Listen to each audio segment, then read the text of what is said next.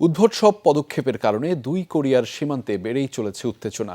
রোববার প্রতিবেশী ভূখণ্ডে আবারও আবর্জনা বোঝাই বেলুন পাঠিয়েছে উত্তর কোরিয়া। জবাবে সীমান্তে লাউড স্পিকারে পিয়ংইয়ং বিরোধী প্রোপাগান্ডা ছড়াচ্ছে সিউল। শঙ্কা দুই প্রতিবেশীর ছোটখাটো লড়াই এখনই না থামলে গড়াবে যুদ্ধ পরিস্থিতিতে। মাত্র একটি ফোন কলে দেশব্যাপী হোম ডেলিভারি দিচ্ছে ওমেরা এলপিজি।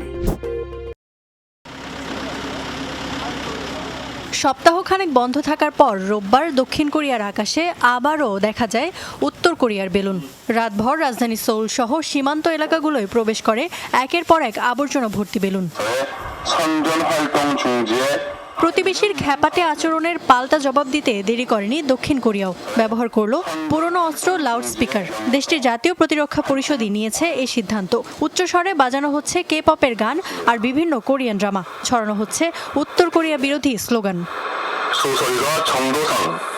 বেলুন নিয়ে কয়েক সপ্তাহ ধরেই দুই কোরিয়ায় চলছে উত্তেজনা। নজরদারি বেলুন ও ড্রোন উড়ানোর প্রতিবাদে দু দফা বেলুনের মাধ্যমে অত্যন্ত 15 টন আবর্জনা ও মলমূত্র দক্ষিণ কোরিয়ায় পাঠিয়েছে কিম জং উনের দেশ।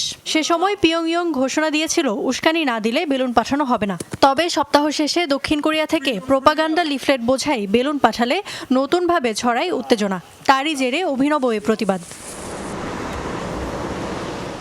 এ পরিস্থিতিতে দুদেশই পরস্পরকে দিচ্ছে হুমকি হুঁশিয়ারি। বিশ্লেষকদের শঙ্কা, উদ্ভট কাণ্ড বন্ধ না হলে দেখা দিতে পারে যুদ্ধ পরিস্থিতি। ইফাতারা খন্দকার, যমুনা নিউজ।